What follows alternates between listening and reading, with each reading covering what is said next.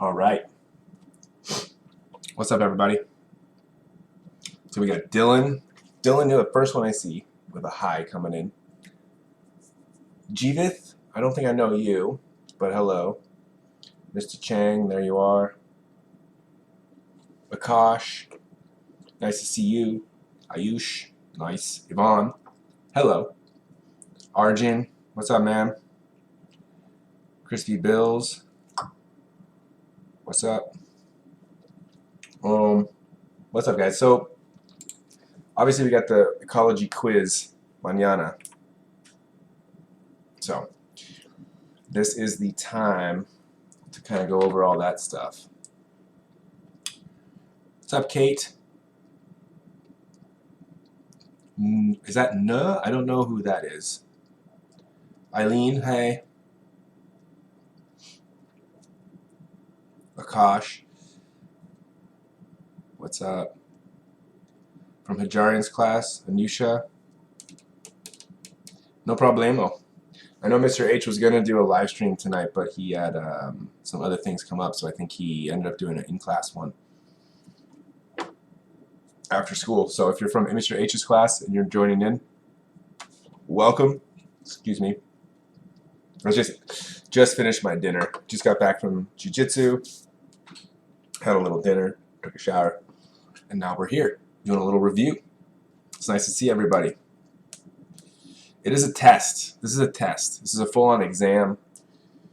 So full units worth of content on it from the beginning of the year to now.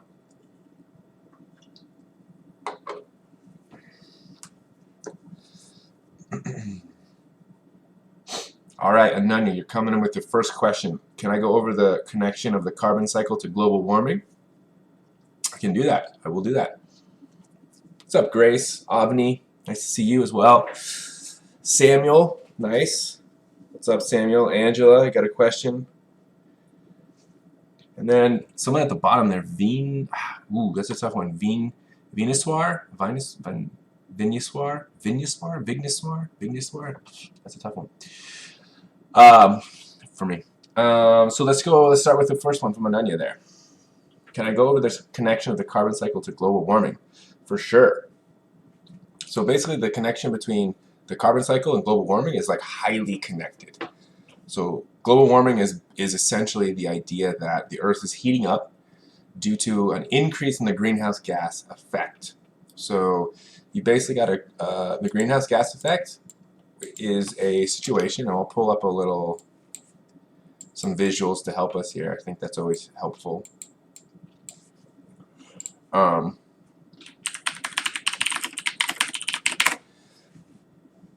So the greenhouse gas effect, remember, is this effect where you have an increase, where you have these gases that are in the atmosphere that essentially trap heat on Earth. They absorb the heat that's reflecting back. So the sun shines through, the light penetrates the atmosphere, it hits the Earth. Some of it bounces off and leaves. Some of it is absorbed as heat by the surface of the Earth, the land and the ocean. That heat would then radiate back up into the atmosphere, and the molecules in the atmosphere, the greenhouse gases, that heat hits those molecules, and those molecules are absorbing that heat and holding that heat in the atmosphere for longer, which increases the global warming. So that means the more gases that are in the atmosphere, the more greenhouse gases in the atmosphere, the more heat they trap, which means the more there's global warming. Now, the connection to the carbon cycle. CO2 and methane both are carbon-containing compounds, carbon molecules. They're both greenhouse gases.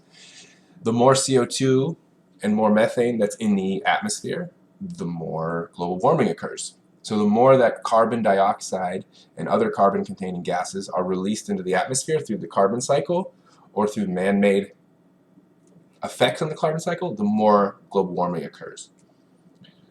So the connection is very important. You really need to know that as humans burn fossil fuels and release carbon dioxide into the atmosphere, right, those are increasing the effects of global warming because we have a higher concentration of greenhouse gases in the atmosphere. So what the connection is the more carbon that you put into the atmosphere in the carbon cycle through whatever means, whether it's naturally like a volcano erupting and releasing carbon dioxide, or humans using fossil fuels and releasing carbon dioxide, or a forest burning and releasing carbon dioxide. Any of those things are going to increase global warming because you have more carbon dioxide in the atmosphere. Angela, your question, are the word banks for the sample level questions what the points for the question were based on? Yes, but not just the words. It's how well you use them in context and explain them, Angela. Vinyaswar, I didn't go over ozone in my class, so I'm not going to explain ozone. So,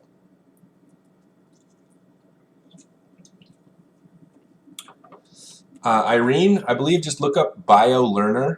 I think that's Miss Lerner's YouTube channel is BioLearner. You should find it. Learner spelled as in her last name. Rokia, can I go over J curve and S graphs? So the population, this is this stuff. So these graphs right here, these are how populations will grow. So populations on the left, this is called a J curve. This is when populations are growing really, really, really quickly, and they don't have any limiting factors, right? So the environment is very abundant in resources. The populations start small and they grow exponentially, so they're increasing in size at an exponential rate, really, really fast. So this is time, and this is the size of the population on the y-axis. So as you go through time, they grow and grow and grow. They're doubling, doubling, doubling, doubling. This is called an exponential graph. But eventually, what happens is the number of organisms reaches a certain size where the amount of resources available starts to become a factor. It limits their growth. And so it starts to peel off. It starts to get tamped down a little bit, and the curve starts to happen. This curve at the top. This is called an S curve because of the shape. And this line here that says K, this dashed line, this is the carrying capacity. So this is the line that tells you how many organisms can be sustained in the environment. And so populations will start out going exponential in the J-curve fashion, but eventually when they get to a high enough population, they start to taper off, and their population becomes more stable as it reaches the carrying capacity.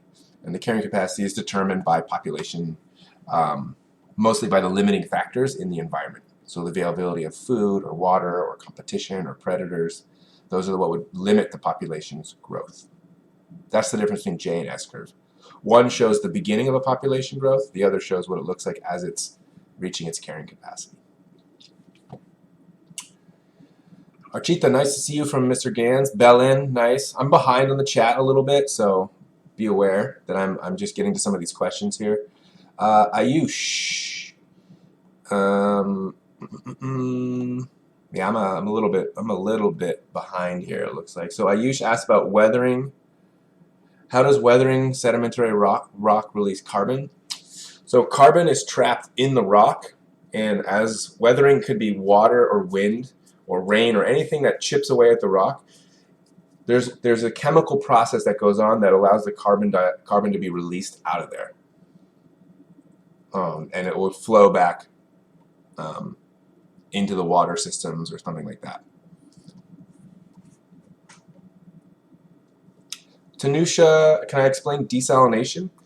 You don't need to know the technicalities of desalination. All you need to know is that desalination is a large-scale thing that you can't really do in your house. So it's not like an individual, like in my apartment, I couldn't do desalination.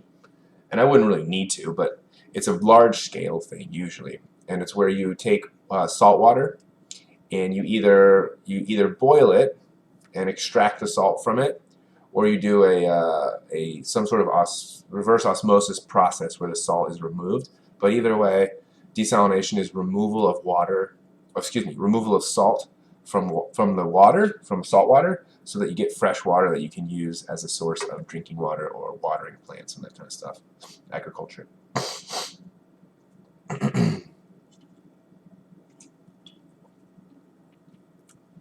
All right. Alicia, I started at 8 o'clock. Archita, carbon footprints. Carbon footprint is just basically the amount of carbon that you are responsible for releasing as a human. Just you yourself. So each person has a carbon footprint. And that is all sorts of different things. It could be the amount of gas, the amount you drive that you use gas, right? That releases carbon dioxide. The amount of different processed goods you use that require energy to make, because all energy comes from fossil fuels. Well, not all energy, but a lot of energy is produced by burning fossil fuels. Could be the amount of meat you eat, because the meat is connected to the production of livestock, which requires a lot of energy to produce, and also they release a lot of methane. Cows release methane, which is a greenhouse gas, which is carbon containing. So the carbon footprint is just your overall amount of carbon that you are responsible for releasing due to your behaviors and your habits. Samuel, other than releasing more greenhouse gases, why does melting permafrost contribute to climate change? Because it actually, that's really one of the only reasons.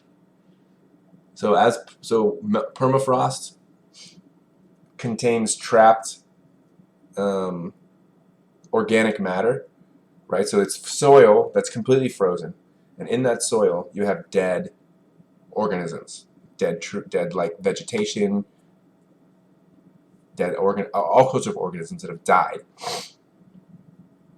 and they're not being decomposed because it's frozen. The decomposers are also frozen.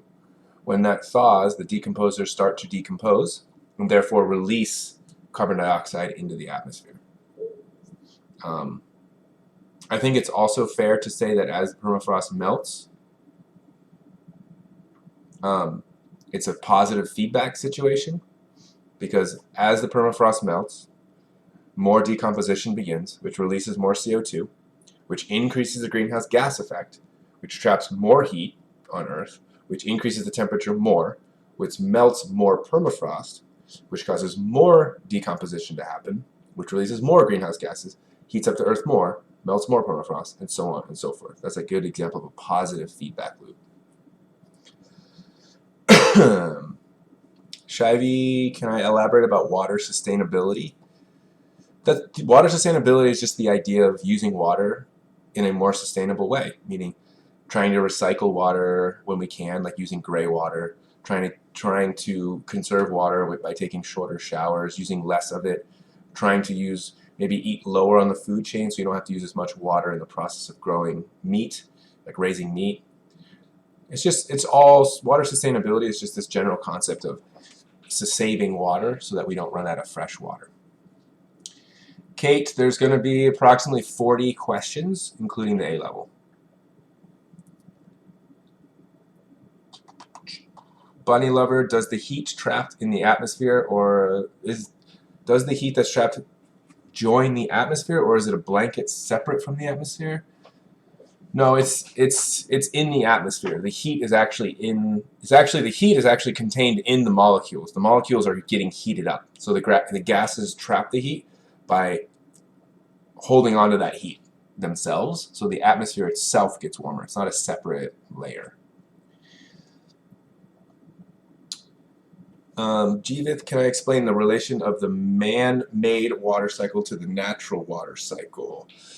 Wow, we have a lot of people watching. Holy cow, we have 94 people on board right now. And so I'm going to be behind in the chat. I didn't realize we had that many people. So, I'm going to be a little bit behind, unfortunately. I'm just going through the questions as they appeared in the chat, so I'm a little behind on the chat, which means that if you're asking a question right now, I probably won't get to it for a few minutes. But I want to make sure I answer everyone's questions. And there is a lot of people, so there's a lot of questions. So I would say just keep that in mind. All right, Jeevith, can I explain the relation of the man-made water cycle to the natural water cycle? Well, the relationship is that humans, we impact the natural water cycle in a couple ways. One, we remove water right from aquifers. So underground, we have stores of water. We call these aquifers. humans will actually pull water up out of these aquifers, and we can diminish the aquifers that way. Humans also impact the water cycle by building dams in which we dam up a stream or a river that blocks fresh water from going its normal course, right? And so that can change the water cycle a little bit.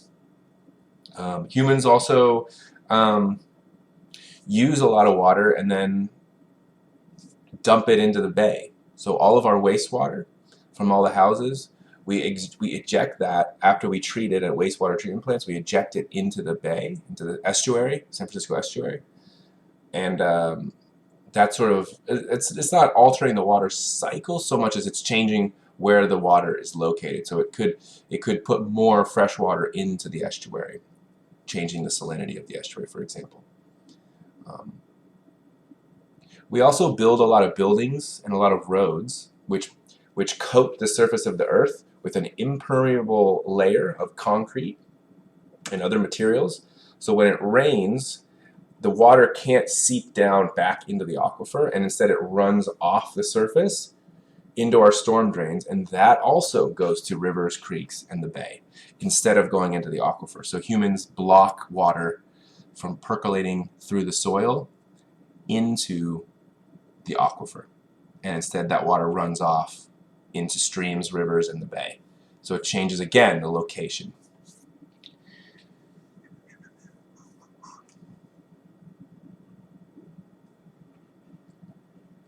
Akash, do not worry about behavioral ecology. That was not a topic we covered. It will not be on the test. Is it the natural greenhouse effect? The greenhouse effect is a natural phenomena.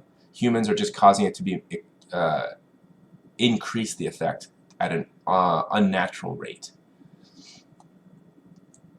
Shirin, can I explain the geological carbon cycle? So the geological carbon cycle is essentially, find a good picture. I found a good picture. This one was the good one, I think.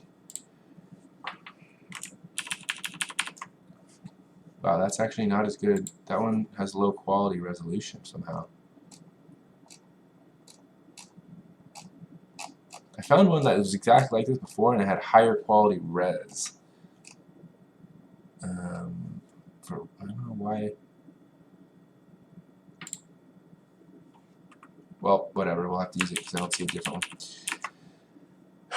So the geological cycle in the carbon cycle is essentially down here at the bottom of this diagram, where you have sediments that sink down to the bottom of the ocean, right? So the ocean, you have organisms all floating in there, living in there. When they die, they fall to the bottom of the ocean. Now, these organisms are made of carbon, so they contain carbon. They fall to the bottom of the ocean, and then layer upon layer, they start to stack up and they get compressed over time. And that compresses these layers into, and there's other things like minerals and things like that are also accumulating there. So these sediments that have carbon with them start to get compacted in really, really dense layers that turn into sedimentary rock as they get compressed over time. That sedimentary rock is now what we consider the geological cycle, and it goes through the rock cycle where that sedimentary rock gets stuck underground. It can turn into other kinds of rocks like metamorphic and things like that, which is not what we need to know. But essentially that sedimentary rock is eventually going to, due to tectonic plates, it's going to move itself underground and eventually could be ejected from a volcano, and the carbon could leave that way. That would be getting it out of the geological cycle. It could be uplifted over time to the surface of the Earth, just through like a mountain ranges forming or rifts forming as the tectonic plates shift. As that rock rises to the surface, it's exposed to the atmosphere or exposed to water, and it's weathered and eroded away. So that's the geological part of the cycle, is when you have the sediments form sedimentary rock underground.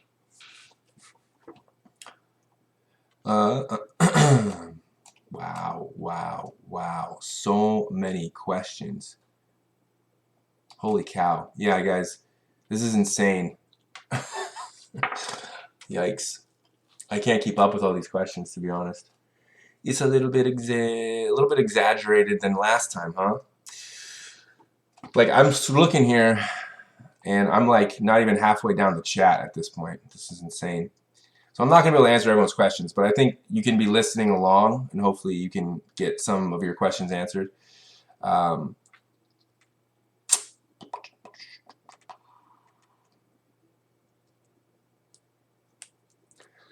Keystone species.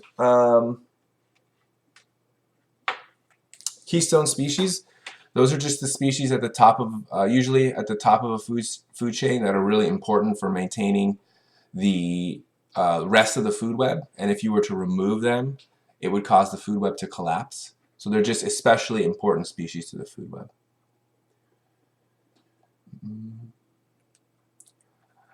Elena, why does the date of Earth's overshoot get earlier every year? It gets earlier every year because more and more people are born, and more people using resources around the world, right? So that means that every year, because we have more people, we use more resources, we use them faster, and so the date at which we use up the amount of resources that could be replenished within a year gets earlier in the year, just because we have more people using more stuff. You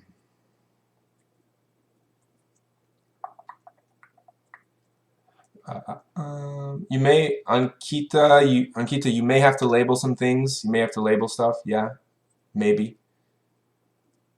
I already talked about sedimentation.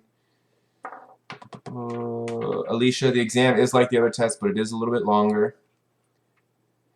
Grace, you do need to know about negative and positive feedback loops. You should kind of have an idea about what those are and an example maybe. Eileen, why does atmospheric CO2 dissolve into the ocean? It's just a chemical process. It's a gas that can go into both liquid and into the atmosphere. So it just does. You don't need to know the exact reason, the chemical reason behind why. It just does. Happy Gator.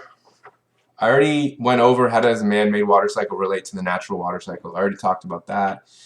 Sanvi, carrying capacity and limiting factors. Basically, carrying capacity. I already actually talked about that. I already talked about those. That's at the very beginning. I went over those.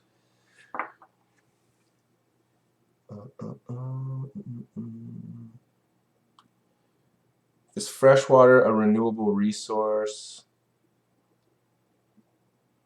If it's used at a certain rate, Amy, freshwater is renewable. It's just very slow. It depends on how fast humans use it.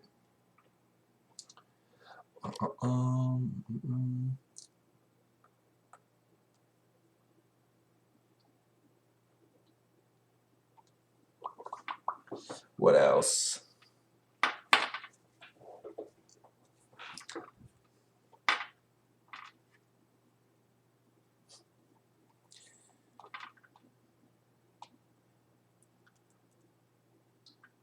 Again, I'm not going to talk about ozone because it's not on the test. Not on my test. I didn't go over ozone or the ozone layer in this year in ecology. Is global warming an effect of the greenhouse effect and climate change the effect of global warming? Yes, Sanvi. Global warming is caused by an increase in the greenhouse gas effect, and the increase in greenhouse gas effect causes global warming. Global warming causes climate change.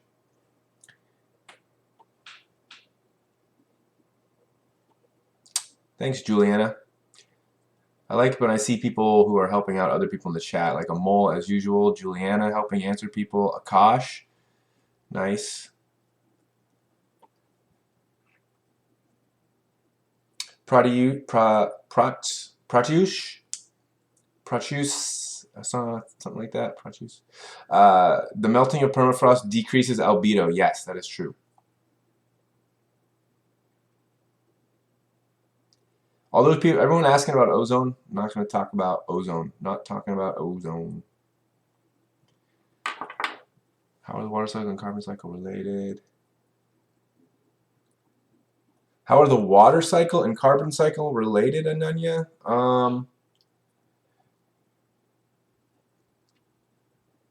I mean, really the only thing I can really say is that carbon dioxide can dissolve into water, right? So you might find carbon dioxide dissolving into the ocean, which is part of the water cycle.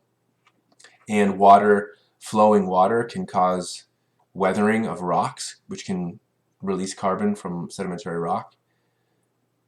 That's kind of the only real way that I can imagine that they're connected. What processes absorb carbon? Shikar, what processes absorb carbon except photosynthesis? Absorb carbon? Photosynthesis is really the only one. The ocean can absorb some carbon from the atmosphere as well. But that's pretty much it.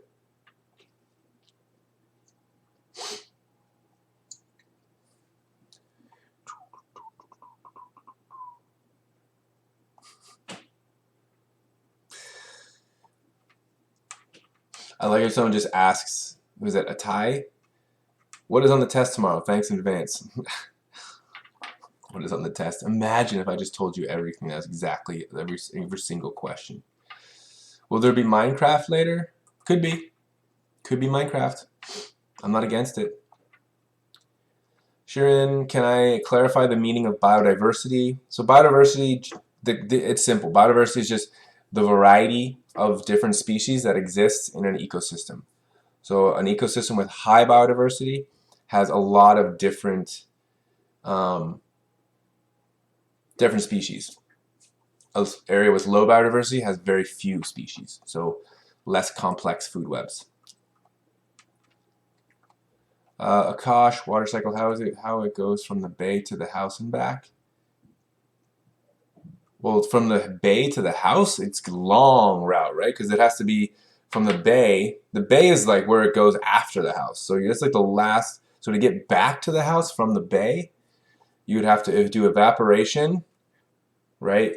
Condensation. It'd have to rain or snow, and then that fresh water would have to go through either into an aquifer or go into a reservoir, and then the reservoir or the aquifer water is extracted and sent to a water treatment plant and then to the house.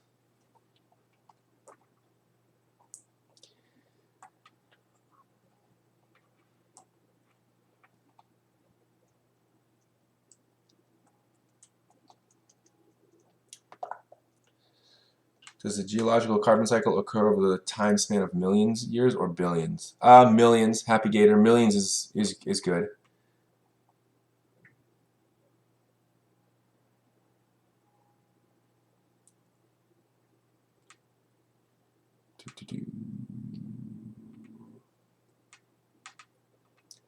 So I'm skipping the ones that people have answered correctly. So the aqueduct question was answered very well by people. Wish there was timestamps on this chat so I could see what time these were actually asked at. I don't know how far behind I am.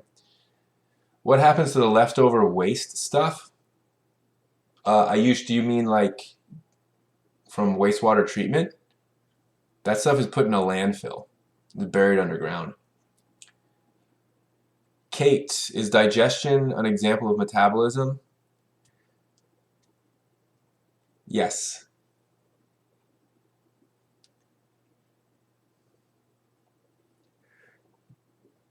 Nice, Angela. You answered Kate's question. Thank you. Thanks, Pratyus. Thanks, Vincent.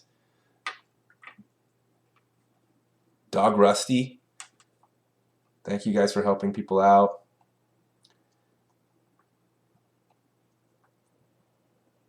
Sometimes the chat jumps. It like forces me down to the bottom. I'm getting close. I'm getting close to catching up, guys. I'm getting close. I'm getting close. Happy Gator, what's the difference between renewable and sustainable resources? That's the question that doesn't really make sense. A renewable resource is one that can be regenerated over time, but you'd have to use a resource sustainably to make sure it's renewable. There's no such thing as a sustainable resource. There's such thing as like sustainable use of a resource. But either you have renewable or non-renewable.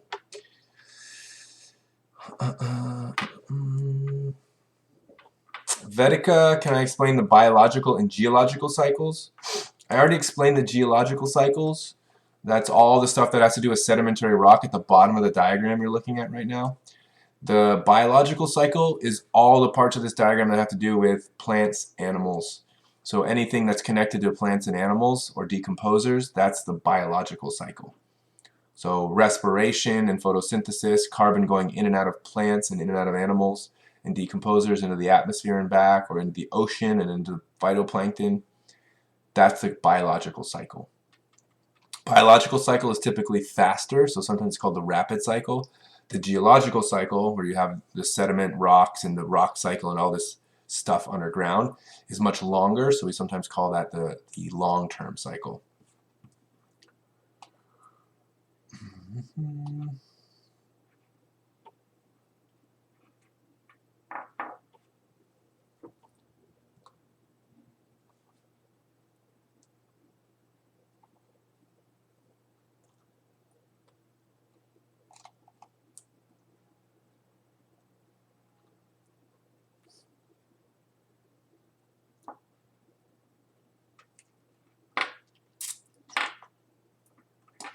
Yeah, I've already talked about the greenhouse effect. Darpan, what do biological pyramids tell us about ecosystems and about human resource use?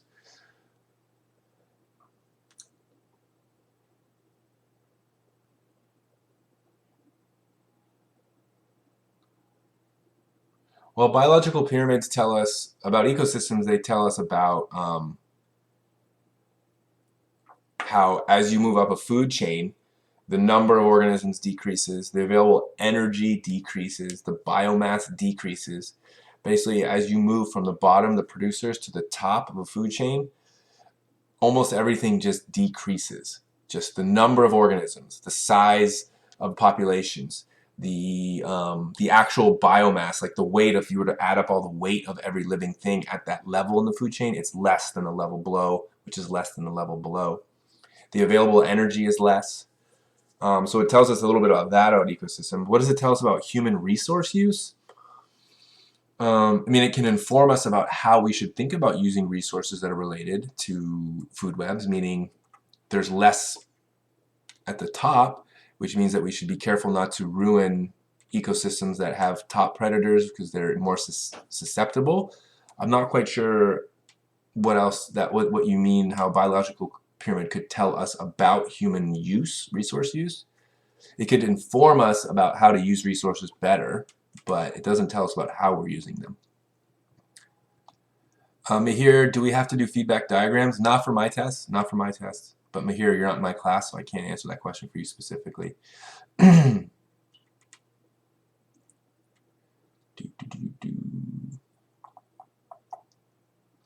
Ayush, Nareya, you asked about feedback loop diagrams. I'm not going to ask you to label a diagram or anything like that. If some carbon remains in the ocean after uplifting, this is a question from Ayush, then eventually won't all the carbon end up in the ocean? No, because the ocean can only contain so much carbon before it's saturated with carbon, so that couldn't happen. Avni, since there's only 3% water, fresh water in the world, and most of it's trapped underneath ice caps and stuff, how are we not out of water? How are we not out of water? Just because, you know, there's a lot of water. So when you talk about, like, on the scale of like 1 to 2% of available water, like, it might seem like a small percentage, but because the volume, because the volume of water is so huge, 1% is a lot of water. So there's a lot of water out there. We still have some. And it's always being replenished, right? The cycle is constantly replenishing that water. We just have to make sure we use it at a rate that is sustainable so that we don't run out. We just haven't run out yet.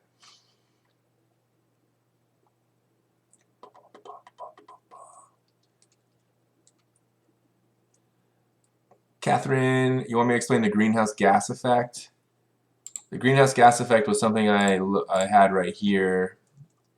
What was the diagram we used? I'll just pop it up on the screen and you can look at it. But for the most part, It's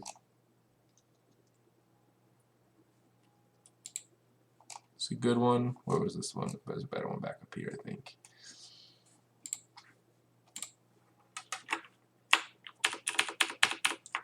Right, so this is the greenhouse gas effect. The left is the natural effect. The right is human enhanced greenhouse effect. So the left is what we would normally have on Earth, which is good because it keeps the Earth warm, like a little blanket of gases that sort of absorb heat that is radiating from the Earth after being warmed up by the sun. But humans obviously are adding more and more carbon dioxide and methane to the atmosphere, which is making it worse, more and more heat trapping, which is too much. Ki, what exactly does ATP mean? It stands for adenosine triphosphate. Don't worry about that for now. Next unit, we're going to go into ATP a lot more. So you'll want to know it at that point. But I think for now, it's something that you don't have to worry too much about. Mahir, we're coming in with the adenosine triphosphate. Nice, Mahir.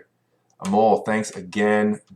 Dog Rusty. I don't know who you are, Dog Rusty, but I appreciate you throwing in some help here. Angela with some help. Nice. You guys are...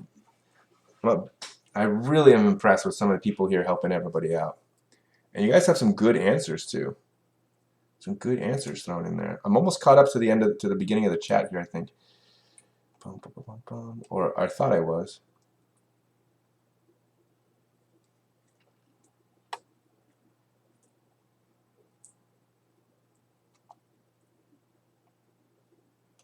Oh, jeez. Maybe I wasn't.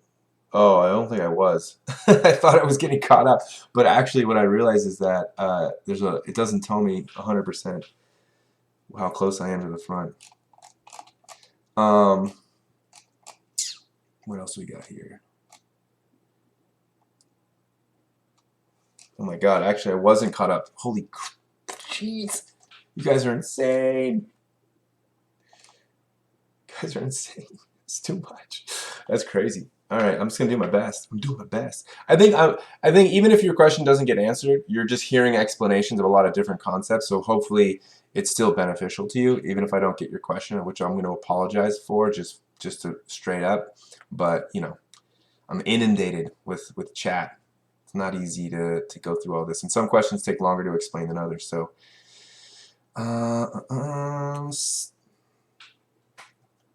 Sai, are there feedback loops on the test? Yes, you should know feedback loops. You should. Can I explain how ocean acidification? What? How what? Can I explain how what? It's kind of a, you didn't really finish your question. Happy Gator, why does the amount of carbon dioxide in the atmosphere fluctuate yearly? Amol nailed it. Amol, you nailed it with that. More land in northern hemisphere, meaning there are more plants in the northern hemisphere. Thus, in the summer, there's less CO2, and in the winter, more CO2. Yeah, that's pretty much it. So, wintertime, northern hemisphere has more plants, more vegetation than the southern hemisphere. So, the winter in the north, when the plants lose their leaves, they stop pulling in CO2 from the atmosphere. They stop doing photosynthesis. So, all winter long, the CO2 levels increase. And then in the spring, in the northern hemisphere, those plants, their leaves come out, they start doing photosynthesis again, and they absorb that CO2. And the CO2 levels fall all summer long. And then they rise again in the winter, and they fall in the summer. So you get this fluctuation.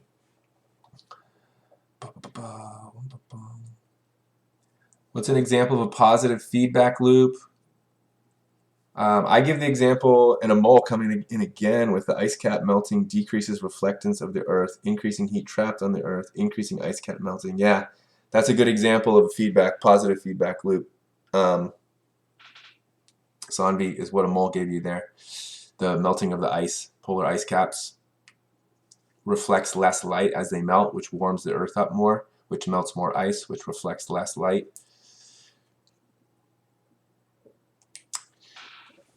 The test is only multiple choice with one short answer question at the end, the A-level question at the end, at least for my class.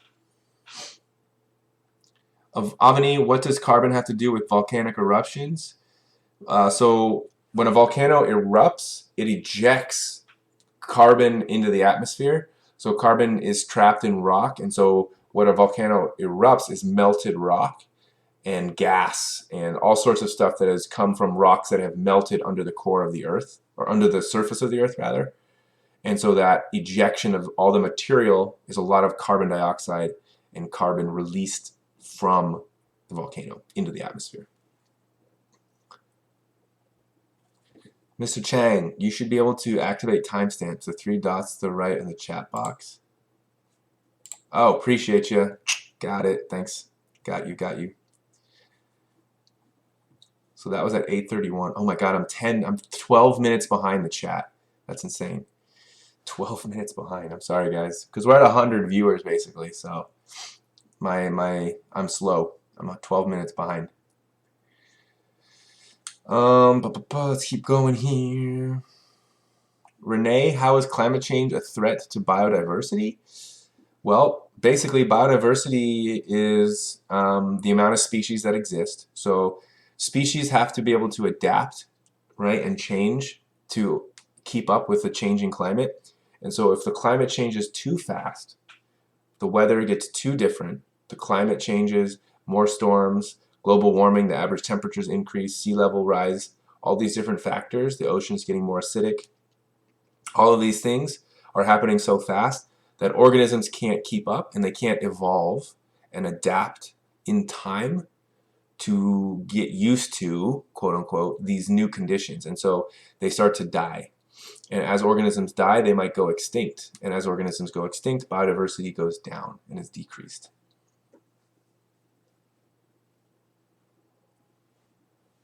What's up, Zenda?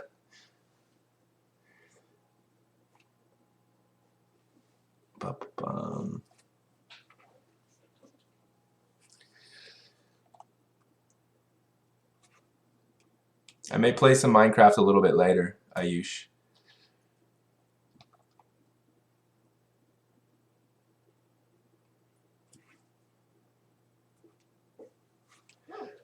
Oh, Tarun ready. Tarun, for the 8 characters of life, what's the difference between grow, and develop, and evolve? Let's see, who answered that?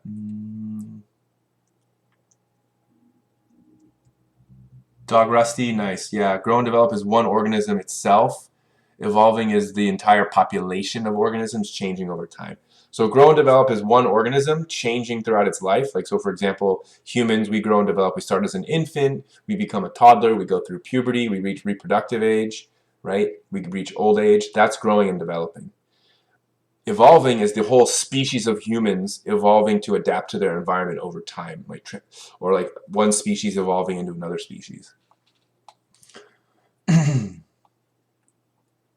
Kate, is metabolism a type of homeostasis? No. So this is a good one. We haven't talked about this yet. The homeostasis and metabolism, students get these confused all the time. And the way I like to explain it is metabolism is used by organisms to help them maintain homeostasis. So the two are connected, are related, but are different. So metabolism is the chemical reactions that take place inside of the body or inside of an organism. So things like photosynthesis is a form of metabolism for plants. Cellular respiration is a form of metabolism for plants. They do that, and animals do that. Decomposition is an example of metabolism for decomposers. Any chemical reaction that takes place inside the body that converts energy from one form to another is metabolism. Right? So it's converting of energy. We need to use energy in order to maintain stable internal conditions, which is what homeostasis is. So organisms will convert energy from one form to another using these reactions, which are kinds of metabolism, to generate the energy they need to effectively maintain their homeostasis and their internal stable conditions. That's the connection.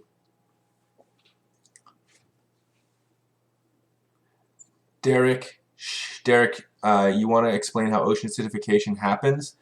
Basically, carbon dioxide dissolves into the water, right? If you look at the carbon cycle here, diffusion, this arrow over here on the right of the diagram, if you can see me kind of circling it, Diffusion is when carbon dioxide from the atmosphere dissolves into the ocean. Turns out that when CO2 dissolves into water, CO2 plus water, those two molecules, then they react. They form carbonic acid, which decreases the pH of the water. It makes it more acidic, thus ocean acidification.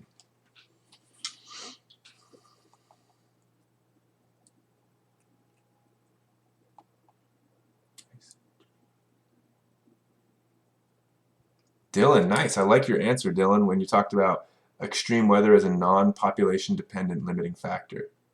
It's aka a population density, a density independent factor. That's some apes level stuff that we're learning. We're learning that apes right now. Janelle, thanks for helping out. Tarun as well. A lot of people helping out. Catherine, what should we know about ecological footprints? You don't need to know that for my class.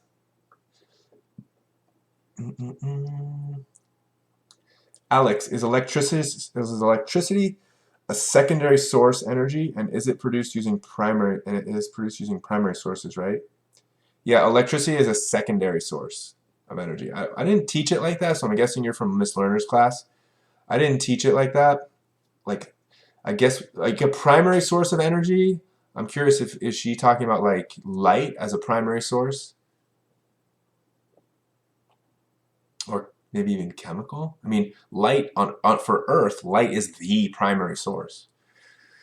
Everything else is after that. Alicia, your eyeballs and brains hurt. So do mine. My voice hurts from talking. So I've talked a lot today. Today's been a chatterbox day for me. Jeez. But it's all good. It's all good. I got plenty of time to recover next week. I'm getting my ACL on my right knee, getting surgery on Monday, so I'll be out all next week just trying to recover, so I won't need to talk that much. I use my voice up right now. Get it gone. Do we need to know about thermal expansion? Avani, you should know that, yes. You should know that as you heat up water, water expands. So that means like as global warming takes place, the oceans get warmer, they expand, the water in the ocean expands, which causes the sea level to rise. Remember the Bill Nye video where he put the little, the beaker of water or the flask of water in the microwave and the water level rose as it heated?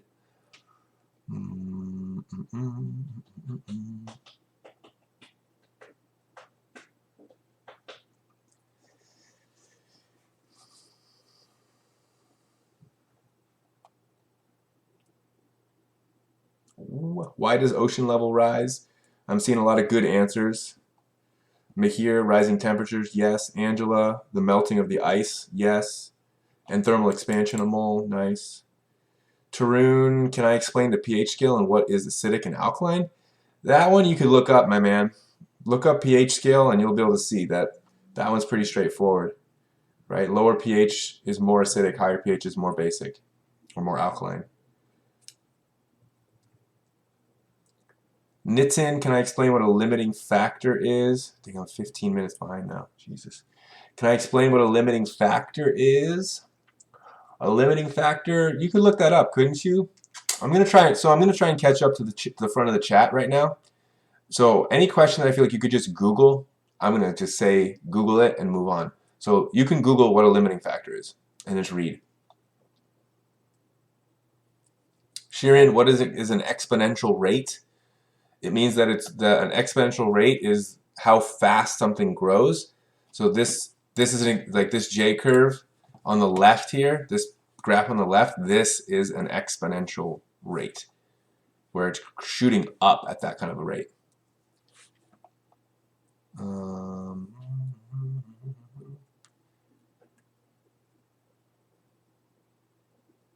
Vinuswar, there's too many. I can't explain the water cycle, sustainability, and the Keeling curve. That's too many things.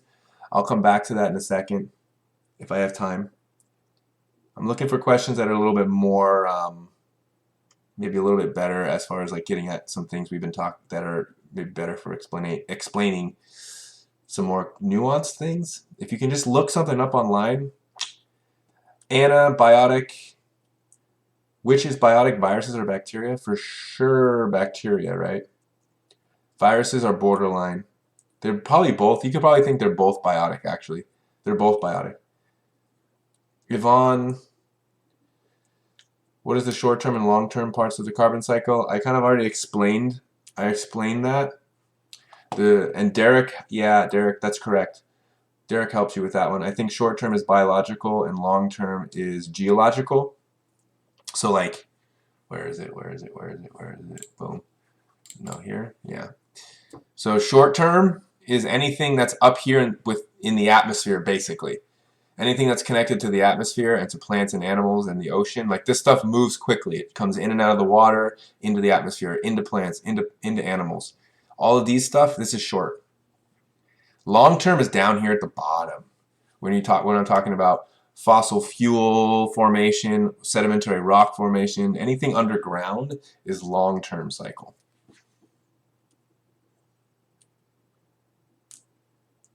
Nitin, how do ice caps melting affect the estuary? Well, as ice caps melt, sea levels rise. The estuary is connected to the sea. Sea levels rise. The estuary level will change. Estuary might flood. It'll also get more salty as the sea level comes in and fills it with more salt water. Those are two things. Archita, why do we represent biomagnification as an upside down pyramid? Because as you go up the food chain, the amount of toxin, the concentration of the toxin increases. So organisms at the bottom of a food chain have much less concentration of toxins than organisms at the top.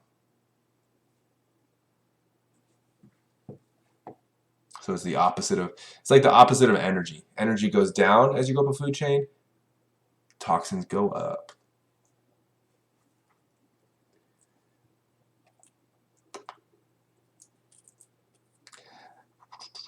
Alex, can I explain fragmentation in CHIPO?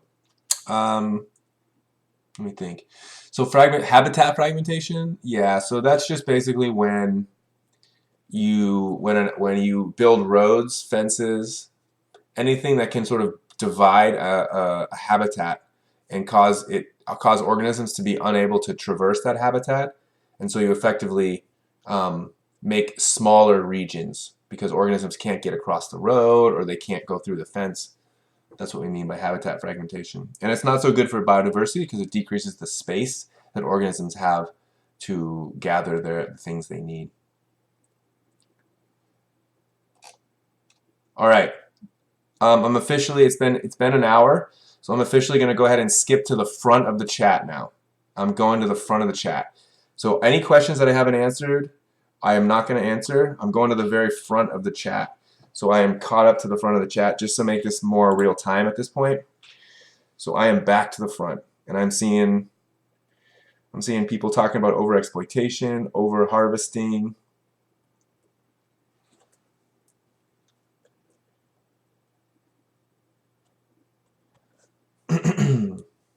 Vignesoir, you retracted your message, huh? I thought you were going to say something.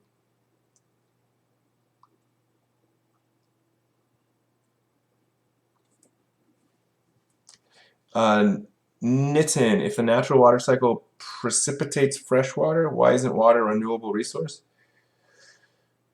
Nitin, fresh water could be a renewable resource if it's used sustainably. It's possible to use fresh water so fast that it goes into other parts of the water cycle, like salt water or other places, and we could use up the fresh water part of it.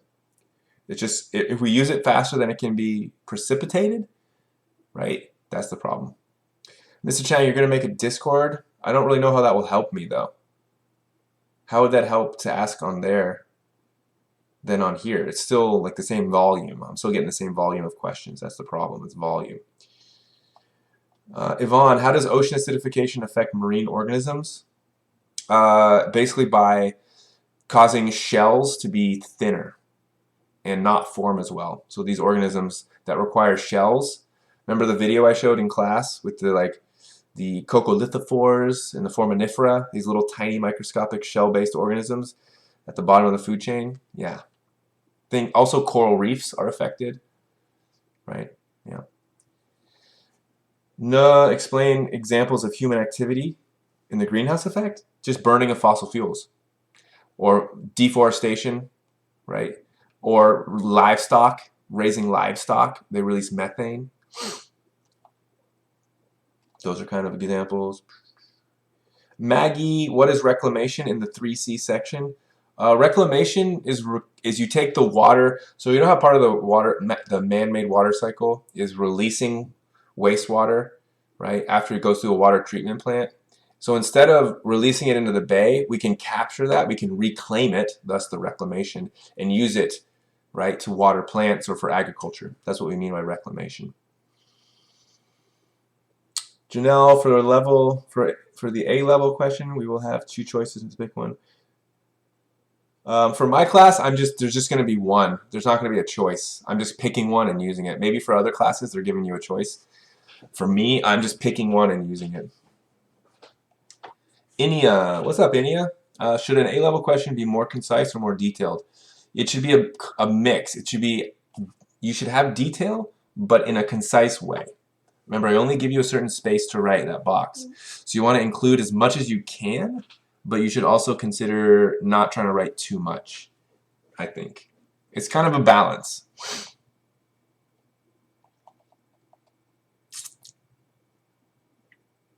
Monta Vista 2023. Is that a question from the entire 2023 class? The entire freshman class is asking a question? Oh my God. How do population growth and consumption in both developed and developing countries contribute to environmental problems? Oof. Well, the more population you have, the more growth there is, the more people, right? The more resources that are used. Water, energy, food, etc. All of those things are taken from the environment. Right? So the more people, the more stuff we use, the more we have to take from the environment. That causes environmental problems like deforestation, over-farming, climate change. Consumption is the idea of how much each person uses. So if each person uses more stuff, then it's another, again, same problems happen.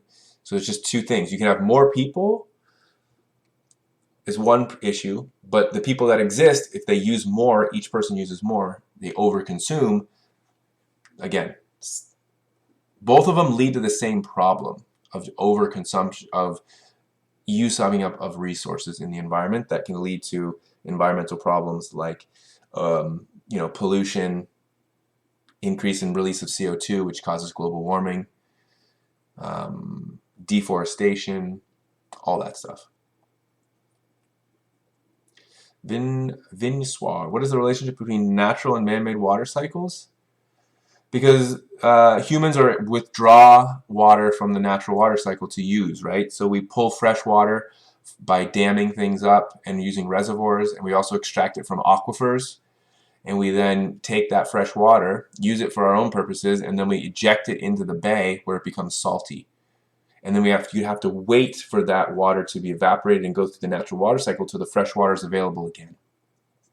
So the more water we use, the more we have to slow down our use so that we can let that water that we've used come back as fresh water. Rahul, can I explain renewable resources? A renewable resource is any resource that will regenerate fast enough that humans don't have to worry as much about overusing it, because it will naturally generate more so that it can come back and we can continue to use it. And again, I'm behind the chat.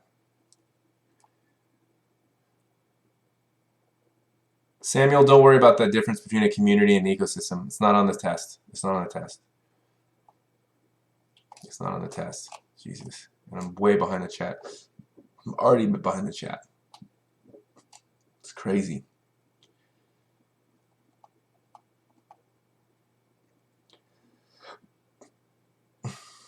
Good question, Sharon. What is the greatest threat to biodiversity?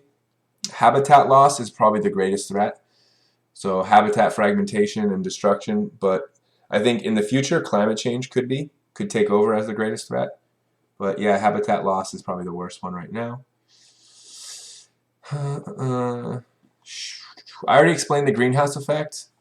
Here's a good diagram. I'll just pop it up. You can take a look. That's something you can look up too.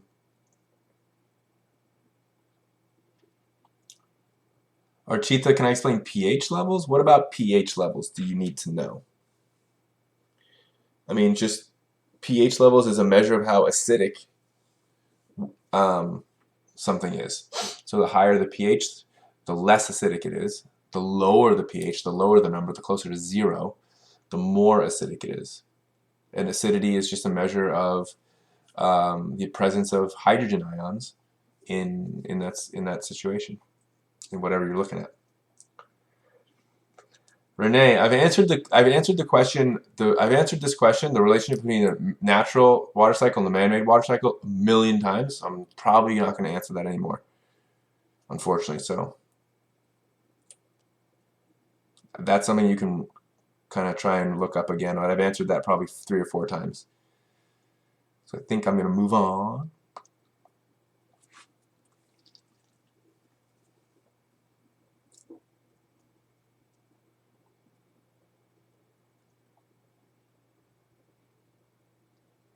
Nitin, what is an example of climate change? Well, any change in the climate, and climate is based on temperature and precipitation. So if places are getting different patterns of rainfall, increased rainfall or decreased rainfall, that's climate change. Increased temperatures or decreased temperatures, that's climate change. Increased frequencies of storms, climate change. More things like droughts, climate change. Examples of climate change. Good. Some people good. Some answers. Alicia, nice. Angela, nice. Maggie, thank you. Annika, thank you. Thank you, guys. Really appreciate it. It helps me not have to try and answer every single question. Starai. I do not play Overwatch during class. No, I never did. By the way, I did once, and that was just for a goof, a little gag.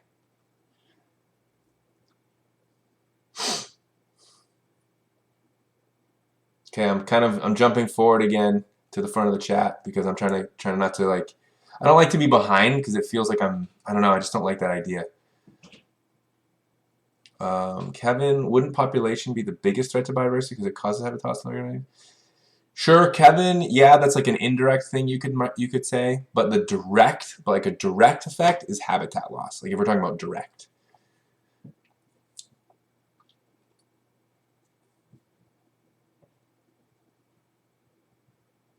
Yes, Catherine, that is true. That is true. Some more people helping out. Nice. Happy Jamster. Happy Jamster. I like your name, Happy Jamster.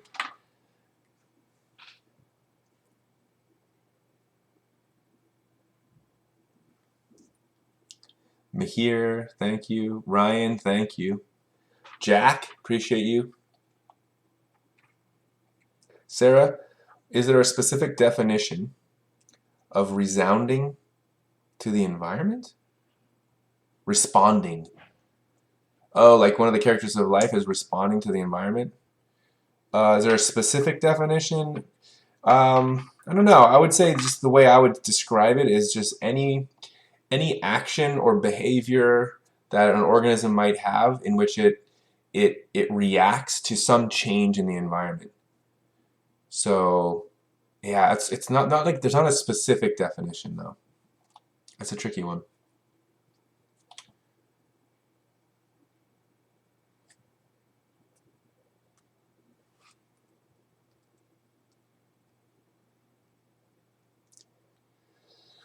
Sharon, can you clarify the meaning of feedback loops? The meaning of it, the feedback loop is just anything in which you have some interaction between a cause and an effect, where the effect can either inhibit the initial cause or increase the initial cause, which causes the effect to increase, which causes the initial cause to increase. That would be positive. If the initial cause creates an effect and that effect actually tamps down on the cause and diminishes the initial cause, that causes the effect to diminish. That's called a negative feedback loop. What criteria can we use to judge climate science? We use scientific standards to judge climate science, man. Like peer-reviewed articles, right? Scientific journals that publish articles that have been peer-reviewed and looked over by experts. We have the IPCC, which is the International Panel for Climate Change, which is another reviewing body of scientific journals related to climate change. So the criteria we should use is, are they published in peer-reviewed journals, essentially?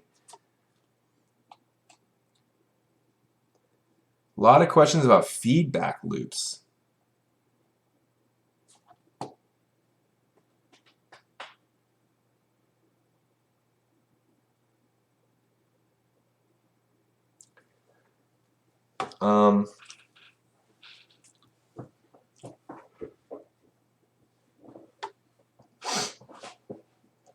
Yeah, there's a lot of questions about feedback loops, huh?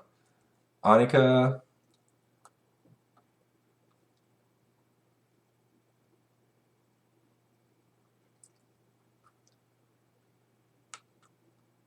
Annika and Alex kind of explain feedback loops, right? Positive feedback loop where the outcome is different, meaning it usually increases the effect, so it moves into a different state. A negative feedback loop is one in which the end result is sort of an inhibition and sort of stays in a same state. It doesn't get out of hand and move to another kind of state. I would say if you want to learn about feedback loops, if you just look up, if you YouTube feedback loops, like let's see if we can find a good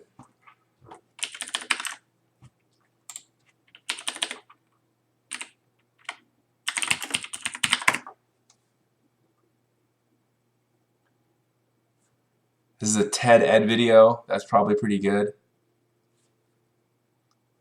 I mean, I would say any of these top ones, Bozeman, this guy right here, I can guarantee you this will be a good one. So always take a look at this guy. He has great videos. They're always pretty accurate. So if you look at his video, it'll probably give you a good explanation with good images and diagrams. You could list a few like thermoregulation, blood glucose. We'll add blood calcium as we go throughout the year, and there's a number of feedback loops that control both inside of us and the outside of us. But I want to talk about the elements, the important elements of the feedback loop, so you're comfortable with them. And so if we think of us as a system, we're constantly getting input, and we're constantly giving output. But that's not a feedback loop. What else? What Feedback else? loop doesn't really exist until we take that. Oh, I should stop that from playing, huh?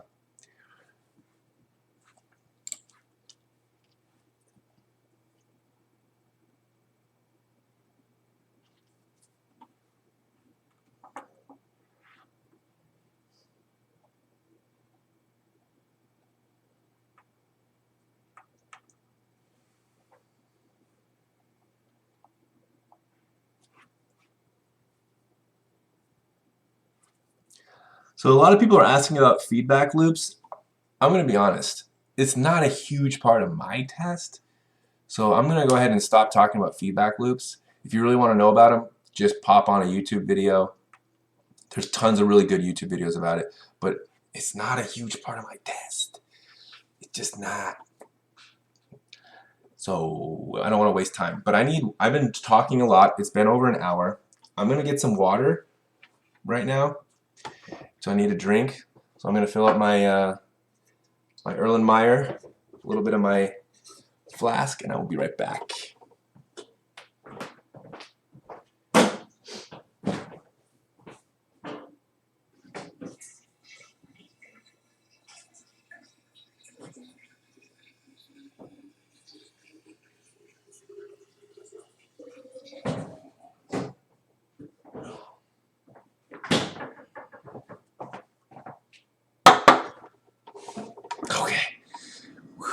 Talking this much makes me thirsty, so I got my handy dandy flask.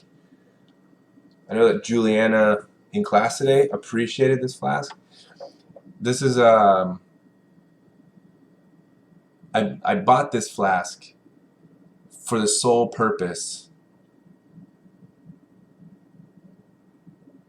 Janice Hydro Flask. It's definitely a flask for hydrating myself. So it's technically, this is the OG Hydro Flask. It's a Hydro Erlenmeyer flask. And I know exactly how much volume I'm getting. I'm getting 1,000 milliliters, getting one liter.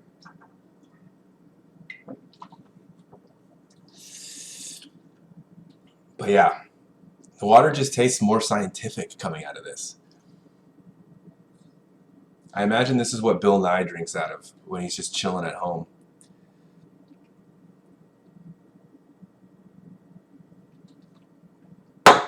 Mmm. That's enlightening. It's refreshing, but also enlightening and very much needed in my throat. I worry I'm getting like a cold. You guys ever get that feeling where you get like a little, like just like the smallest little dry patch in the back of your throat, where it just every time you swallow, you feel that little scratch, and you go, "Oh, am I getting sick?" It's like right there. I think it is. It's that start.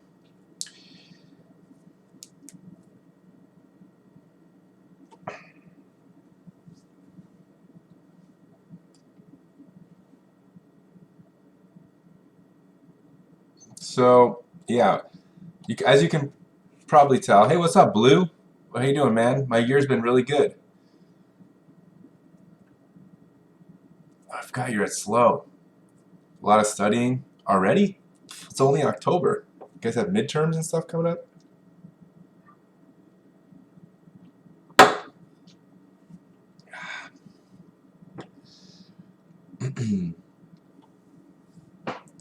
MJ, can I describe the potential impacts of climate change on humanity and biodiversity?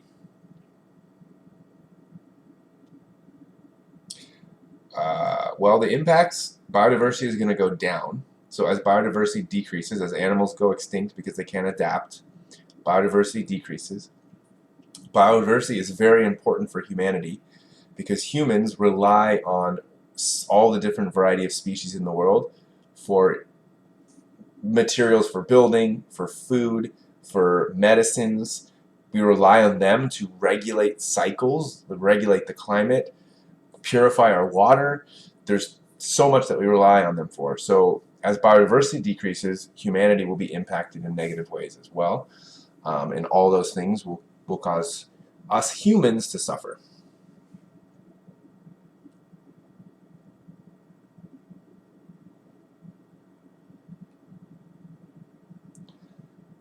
Later, Kevin. I didn't see you say you're out. Can you get some of the water that makes you smart, Sarah? It's not the water that makes you smart. Although there is such a thing as smart water. You guys ever heard of that? Smart water, but it's not the water that makes you smart.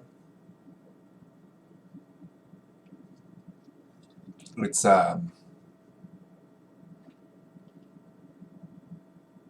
it's your brain. It's packing the information into your brain.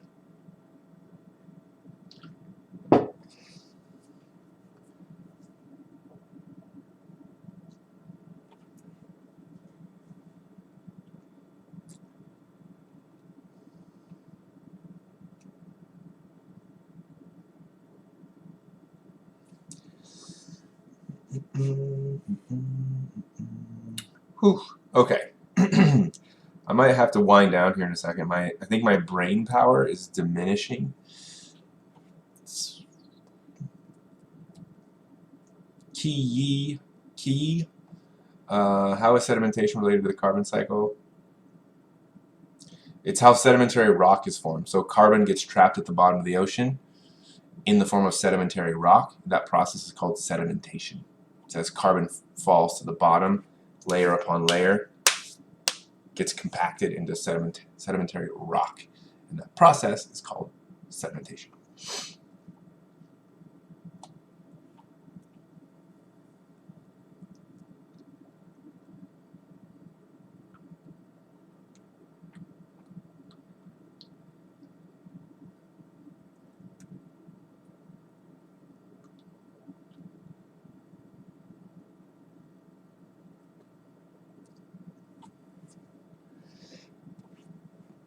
Hey, Nyanika. What's up? Oh, yeah, you got back from a lab? What kind of lab? I always liked labs. They're a lot of stress because they're hard, but they're at least interactive and more fun. I've been good. I've been good. I have my knee surgery on Monday, so I'm gonna be out again all next week. But I've been good. How you been?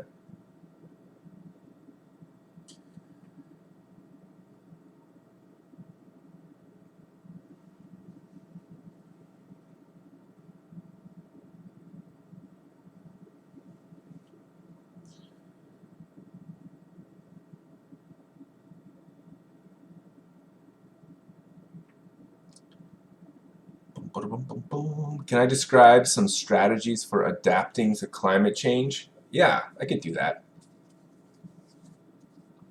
Some strategies for adapting to climate change would be things like for adapting to climate change, not preventing it, but adapting. Well, we'd have to sort of develop more drought-resistant crops. We'd have to move away from coastal regions as sea level rises. So we'd have to be able to live in different places. We'd probably want to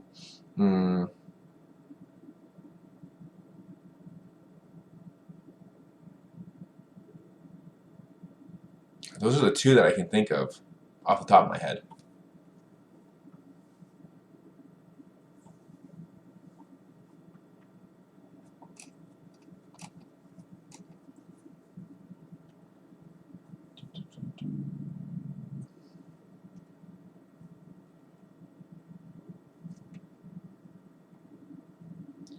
You're got a research lab, Nyanika, on transposable elements. Oh, I don't even know what that even means. Transposable elements.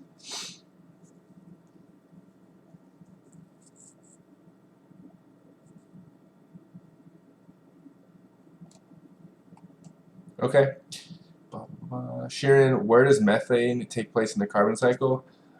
Two places. Methane can either be released from ruminant animals like cows, so methane is released from cows, or it's released from permafrost when it melts.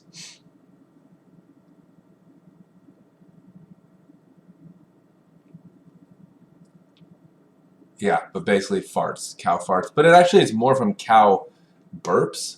So it actually turns out that cows release more methane from their mouth than from the butthole. But both have it.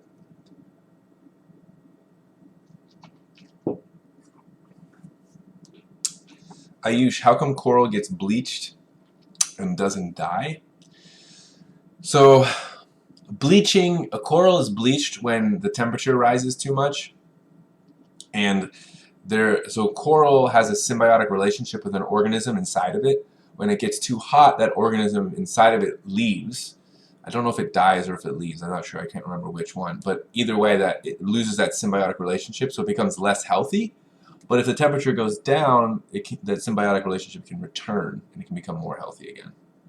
But if it lasts too long, yeah, it's probably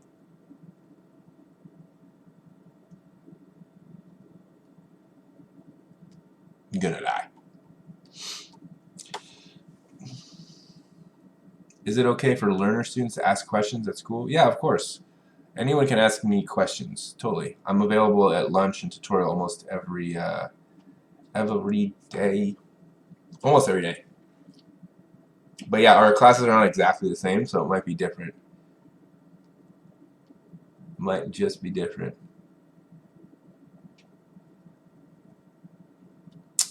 Moz. Yeah, we just watched the rest of the documentary, but I passed out a homework assignment called Population Ecology Exercises. It's due on Monday. You can pick it up tomorrow. Sarah, how do cows ingest methane? They don't ingest methane. They actually they eat grass, and then inside of their digestive system, they have bacteria that breaks the grass down, and the grass that's being broken down, the bacteria, as a byproduct of the digestion from these bacteria, releases methane that the cow then burps out or farts out, either way. Juliana, what does the phrase energy flow? Energy flows, but matter cycles mean? So energy comes into the earth, it flows through the food chain, and then leaves the earth as heat. So it comes in and flows out of the earth as heat. It goes one direction. It doesn't cycle back around. Whereas matter, like carbon, it's in a cycle. We don't lose any matter, and we don't gain any matter on Earth. So carbon is an example of matter, and basically the amount of carbon that we have on Earth right now is the same amount of carbon that we will have on Earth, and then that we in a million years, and the same amount of carbon that we had on Earth a million years ago, because it cycles from one place to the other on Earth, and we don't lose any amount of it. Aside from the odd, meteorite hitting Earth and bringing in some matter, or now that humans have gotten so technological, we can actually send satellites into space and rockets and probes and all sorts of stuff.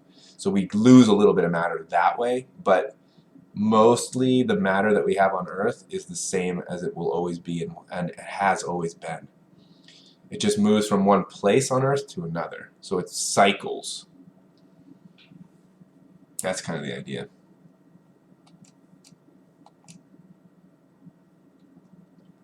Still a lot of people in the chat here.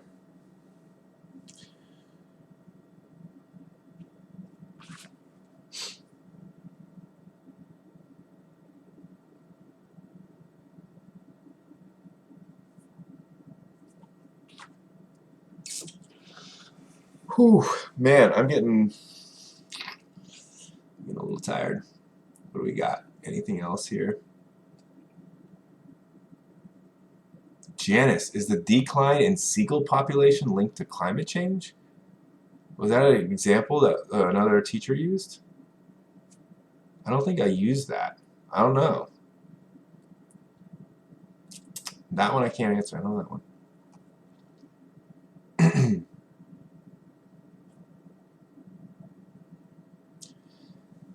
Janice, is the decline... Oh, I already read that question. Angela, can you explain the difference between biomagnification and bioaccumulation? Yeah, it's basically the difference is biomagnification is the increase in toxin as you go up a food chain from one organism to another. Bioaccumulation is the increase in concentration of toxin in a single organism from the beginning to the end of its life.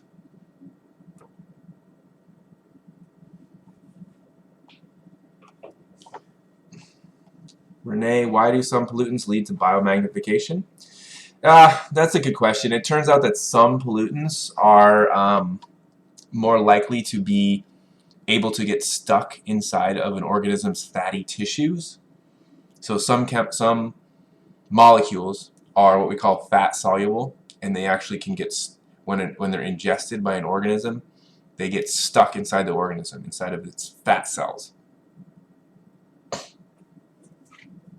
Because it can get stuck in an organism, then when it gets eaten by another organism, it gets transferred to that organism and transfers up the food chain. But some pollutants are not fat soluble, and so when they're eaten or ingested by an organism, they just leave the organism in the urine or the sweat, or they're excreted, and they don't get stuck. So those wouldn't be able to do biomagnification because they don't get stuck in the organism.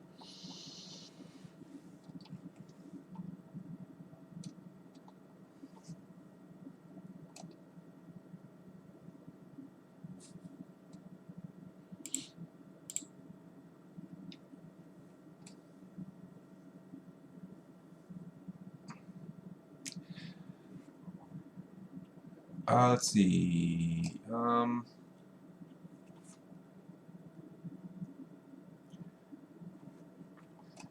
Just looking at some here. Thanks, Ayush. Thanks for helping MJ with that explanation of anthropogenic. Ayush, you asked, can we mass produce algae in man-made controlled areas in order to reduce greenhouse gases? I mean, there are people trying to do that. There's a lot of thought about making giant see-through tanks or like pipes filled with algae as a way to absorb carbon and absorb light to reduce the heat that light generates on Earth. But The problem is that algae is not an easy thing to deal with. It can like clog up the pipes. It has to be cleaned. It's a tricky situation. People are looking into it though. It's definitely an area of research. Sarah, would it be bad if cows went extinct, or would it be better for the environment? It'd probably be better for the environment if we didn't eat meat anymore or didn't eat beef. Yeah.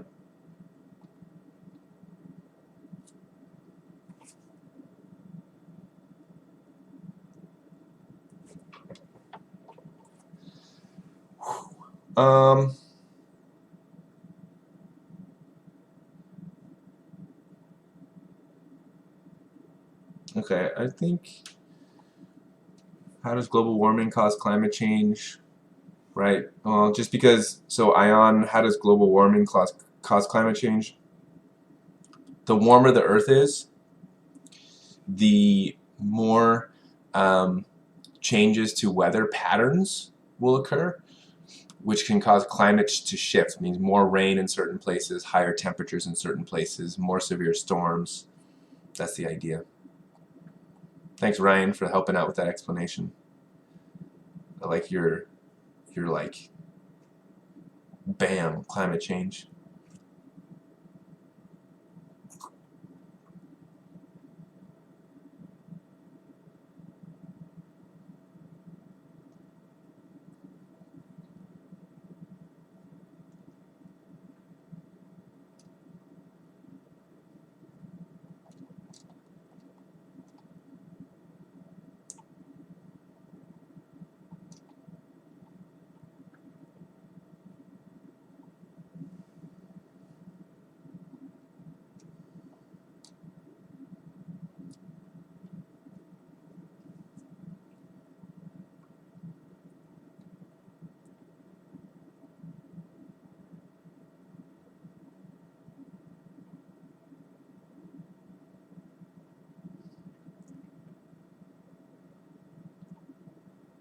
Okay, looks like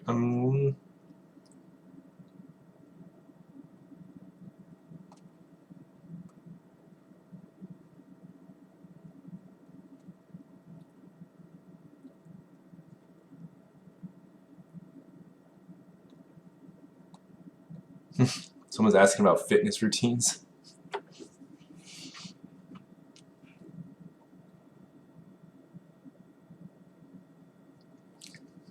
Like, to stay fit, and you don't have any goals, your goal is just to stay fit, you got to work out at least 30 minutes a day,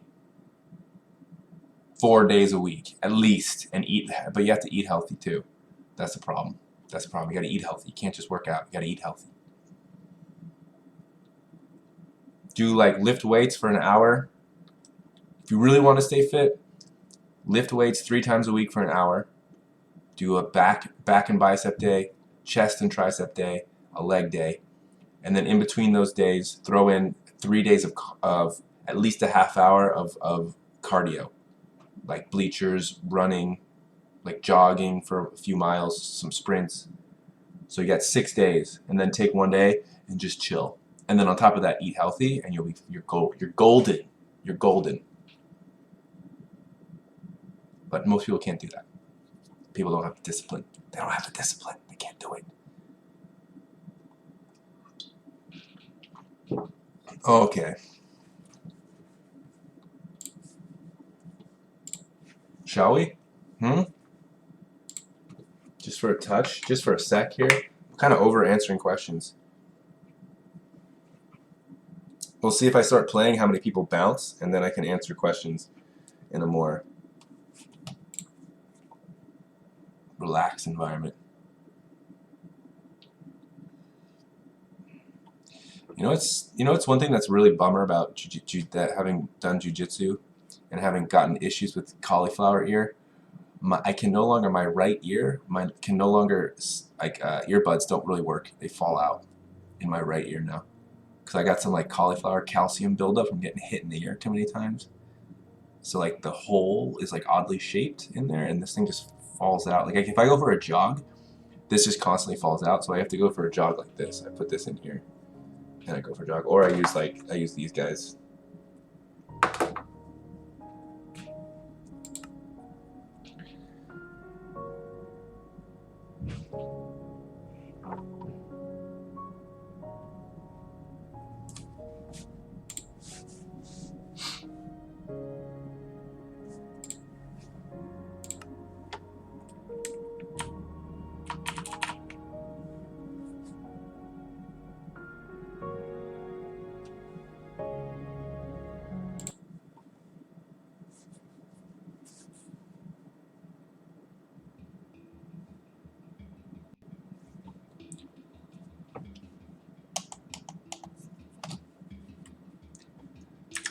I gotta move my chat to the front because I can't keep up. Okay.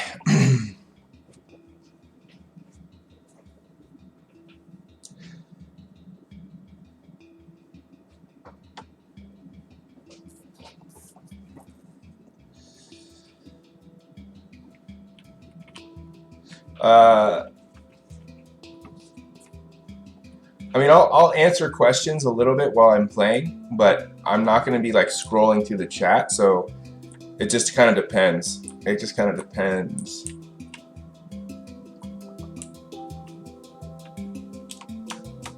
Okay, so my plan was to build something over here, right?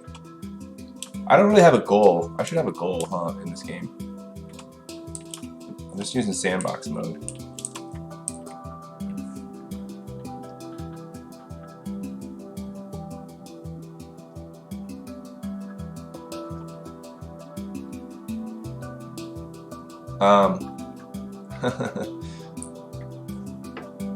Hi everyone. Is the food pyramid a lie? Wondering because there are a rise in people who have counteracted their autoimmune disorders by solely eating meat and salt water. The food pyramid, like this, the traditional food pyramid, is probably not the best. I wouldn't say you should just eat meat though. It doesn't seem reasonable because you need like vitamins and antioxidants and phytochemicals that you get in plant matter. I think the healthiest diet, in my experience, I tried like the ketogenic diet for a while, where it was just high fat, high protein. I tried the ketogenic diet. Dude, it's really hard to play a video game and like talk at the same time. Like if I want to concentrate on playing this and answer questions, but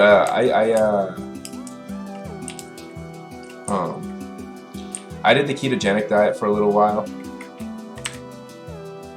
It helped me lose weight, but I don't think I was healthier for it. Like when I was competing in jiu-jitsu, I had to maintain a certain body weight, so I used the ketogenic diet to help me keep at my weight class. But now I think but it didn't help me. It didn't help. My cholesterol levels went up from eating that diet, and I think mostly what I learned from that experience is that the diet that works best for me is a diet that has a lot of vegetables and lean protein, like chicken and fish. A lot of vegetables and chicken and fish. And a lot of vegetables and chicken and fish. And maybe once in a while whole grains, like I'll have oatmeal in the morning with like chia seeds and flax seeds and stuff in it. And then on the weekends I call them my cheat days, where I eat whatever I want. But mostly in the week I keep it pretty lean. Is this mushroom?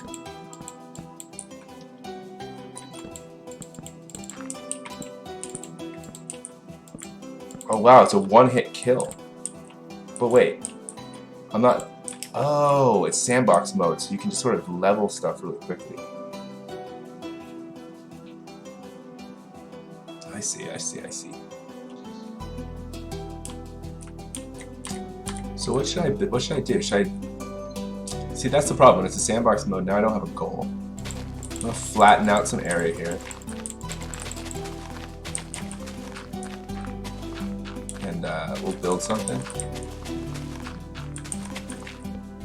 I'm not that creative, guys. I'm not a creative guy. I'm a very sciencey person. So I like things that are logical and rational and process-based. I'm more at home in that region. So like when I think about like Minecraft sandbox mode, where it's so open for just to experience things, not so easy for me. Multiplayer? Oh, but I wouldn't even know what to do on multiplayer. Is that like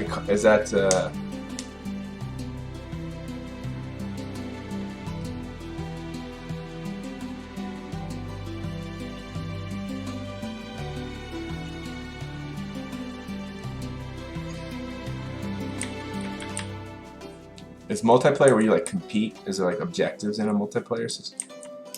See, Minecraft is going to require me to actually have some sort of idea of what I want to do. And I don't really even know what I want to do. I think I'm better. I'm better at games where there's something that I actually like, objectives I have. Like someone else tells me what to do, not like, hey, just do whatever.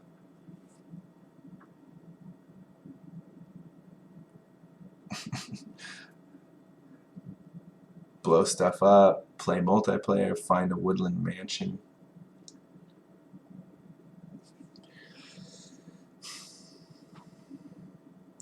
Craft a world which highlights concepts in Unit 4. I don't know if I could even do that. Multiplayer is competitive and you have objectives. Use 1.8.9.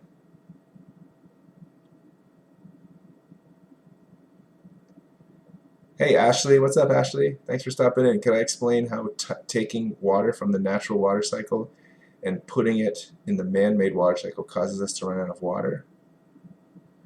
Because when you take fresh water from the natural water cycle and we use it for agriculture and fresh water for drinking, we then eject it into the ocean, right? And we put it into the bay or into rivers and streams, which eventually run into the ocean. And so we deplete aquifers, which are underground water. We use up reservoirs. And so we transition the water from these places that are storing fresh water to a salty place. So it's not really usable. So we can run out of the fresh water that way because it takes a long time for those sources of fresh water to recover.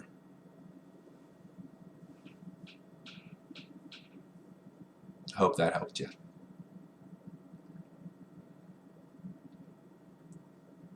Amy, do not worry about that question for my class. Don't worry about that question for my class. Go ahead and skip it. It's not going to help you on the test. Just let you know that straight up.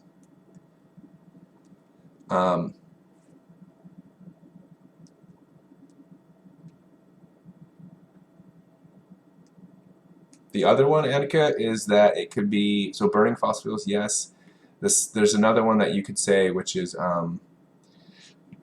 livestock or deforestation. So burning of trees releases carbon dioxide, or raising of livestock because cows release methane.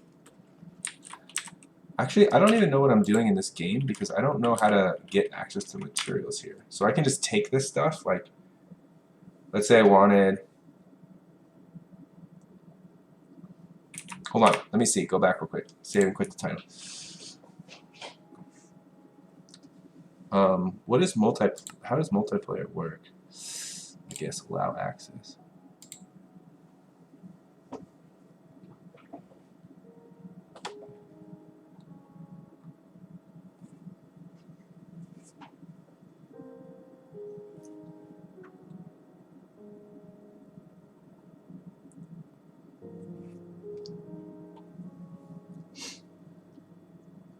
I know a lot of people are calling it a night now at this point, which I think is a good idea, or going off to study on their own. I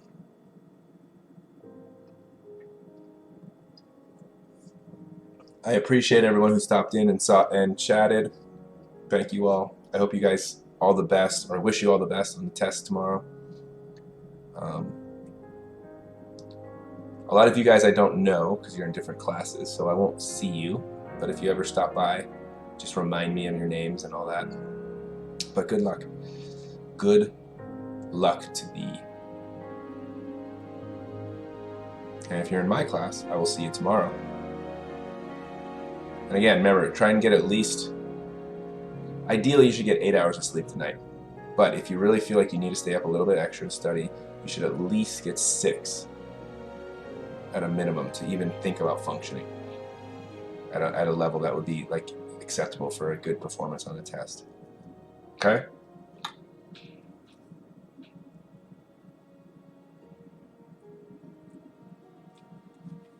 All right, click add server.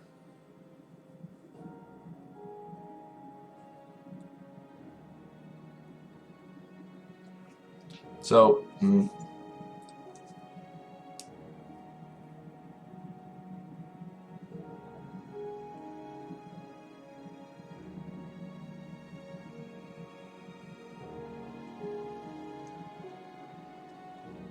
what am I adding here, Ayush? Do I have to add?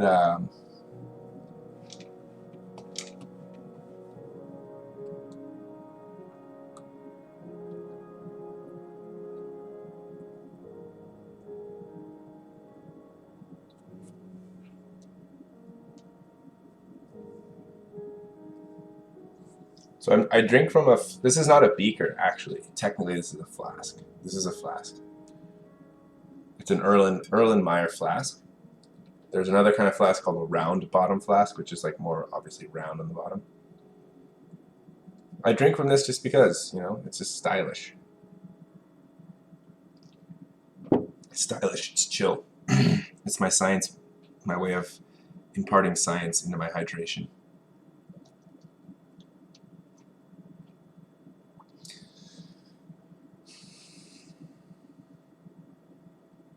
Not Oster. Can I answer the question, describe and give examples of metabolism? So it asks you to describe metabolism and then give examples. So you would say something like, metabolism is the chemical reactions that take place inside of an organism. Some examples would be cellular respiration and photosynthesis. That's just a simple way to answer it. Those are two good examples because they are reactions that are taking place inside of an organism.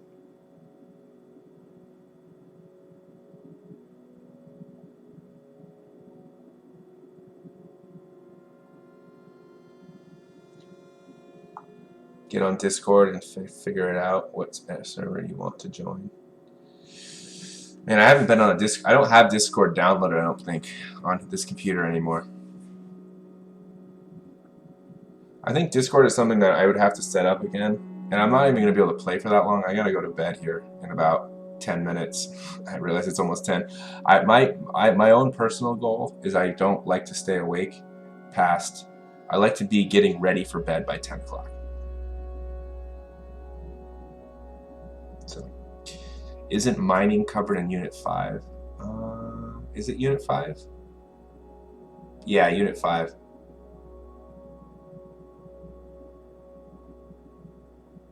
Yeah, it's covered in Unit 5. We talk about mining, like open pit mining, surface mining. What other kinds of mining do we talk about? I forget. Yeah, but basically we talk about the idea of mining and like the purpose of it and the environmental issues with it.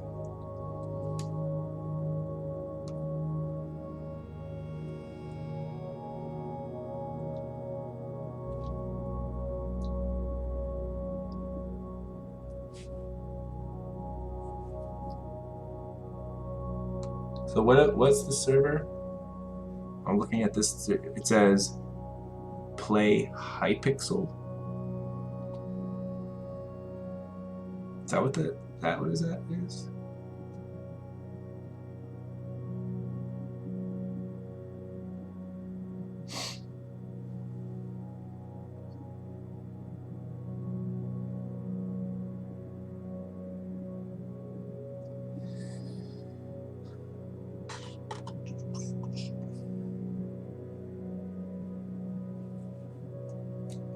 Wait, I don't know what's happening here, so.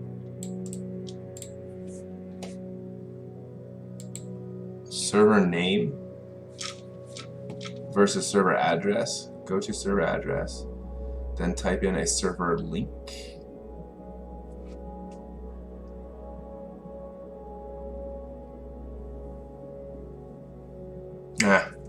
I don't know. This is a little bit complicated for me right now with my brain power is low.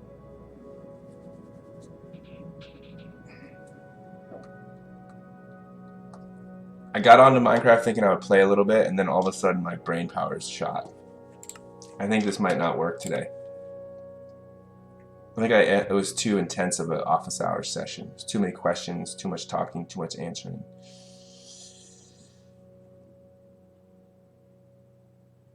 So, I think I might actually say nay to play. Yeah, so I think I'm going to go ahead and actually just call it a night. My time. I got too much So I got too much of my energy was drained. So with that being said, I think I'm going to call it a night. And it is ironic, by the way, that I was playing Minecraft and I teach a class which covers mining. It is. It's a little ironic.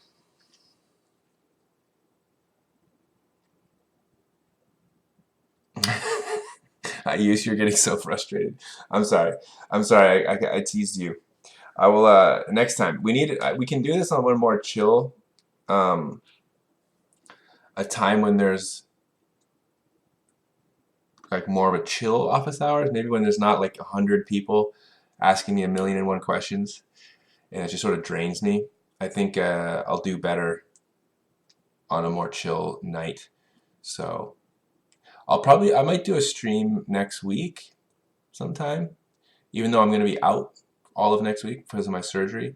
I could do a stream on Thursday again, another Thursday night stream, and there's not going to be any tests or quizzes, so it could be a little more of a chill stream where I can still answer questions because there'll be like an FRQ, for example, in APES that'll be coming up.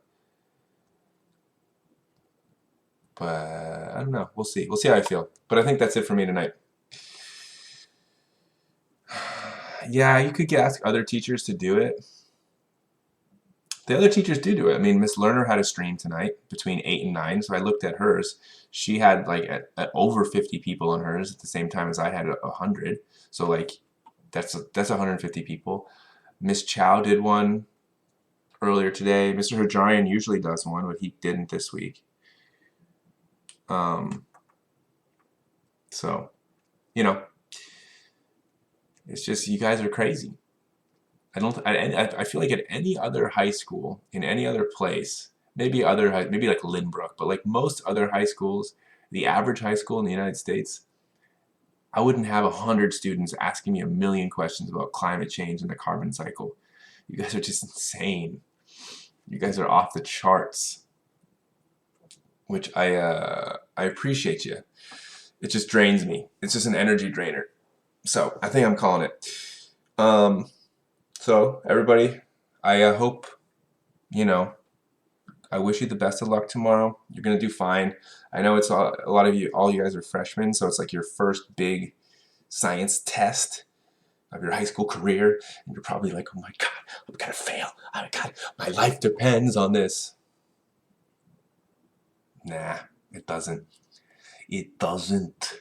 Your life doesn't depend on it. It doesn't.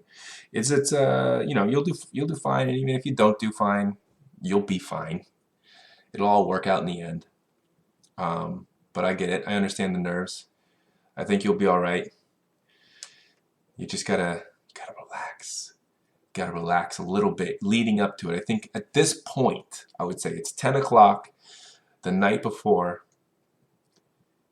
There's a certain point where being nervous doesn't do you any good. Like I would say if you're nervous maybe a couple nights ago and it motivated you to study and like understand stuff a little more and put in some effort, that's useful nervousness.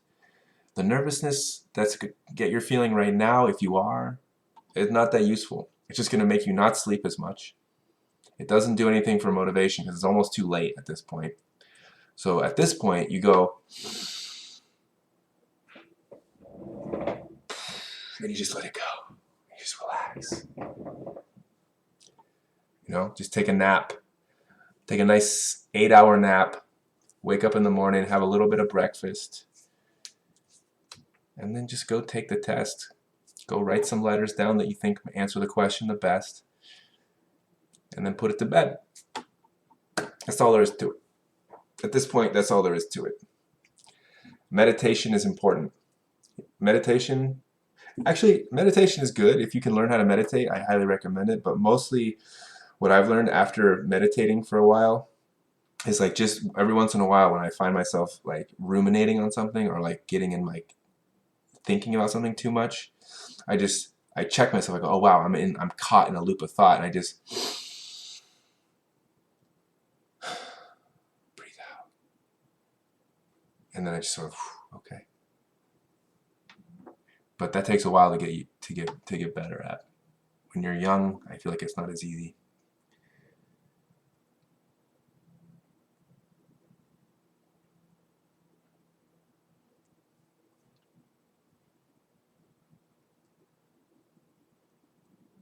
Okay.